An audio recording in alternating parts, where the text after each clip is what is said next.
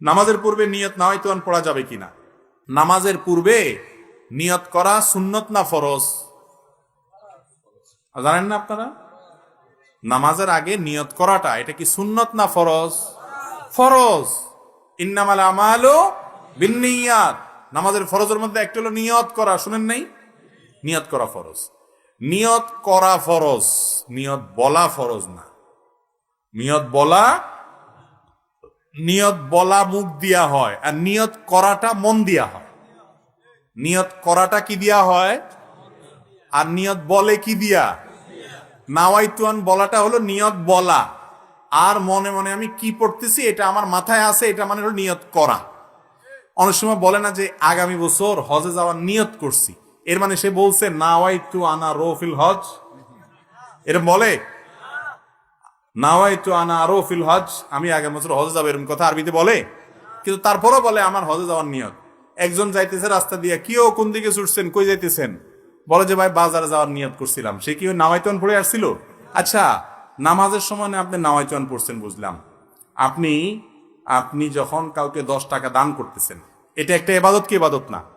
ইন্নামাল আমালু বিন্নিয়াত। সমস্ত আমলই যখন নিয়তের উপর নির্ভর করে। শুধু নামাজের ক্ষেত্রে শুধু নাওয়াইতুন পড়তেছেন, দানের সময় কেন বলতেছেন না নাওয়াইতু আন আতাসাদ্দাকা 10 টাকা আরবিতে, যে আমি 10 টাকা দান করলাম, এরকম কি বলেন আপনি? তাহলে সেটা দান হয় কি হয় না? আপনার নিয়ত আছে মনে মনে, আল্লাহ তোমারে খুশি করার জন্য আমি এই মানুষটাকে 10 টাকা দিলাম, বাস আল্লাহ তাআলা সব দিয়ে দিবেন। তো যে আল্লাহ এটা বুঝে, আল্লাহ নামাজেরটা বুঝে না?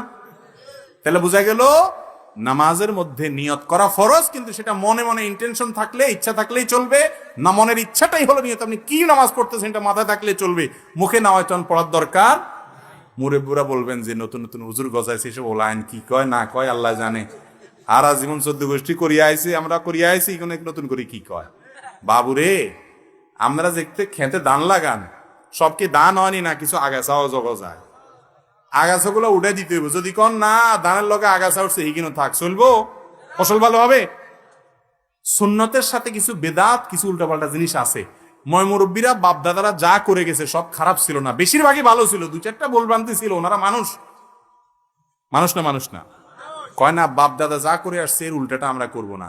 তো বাপ দাদা তো আলস হয়েছে, ওনারা বিদেশ হারাইছেন কা, বুঝেন নাই? ও দুনিয়ারটা তো ভালো বুঝেন, মাশাআল্লাহ।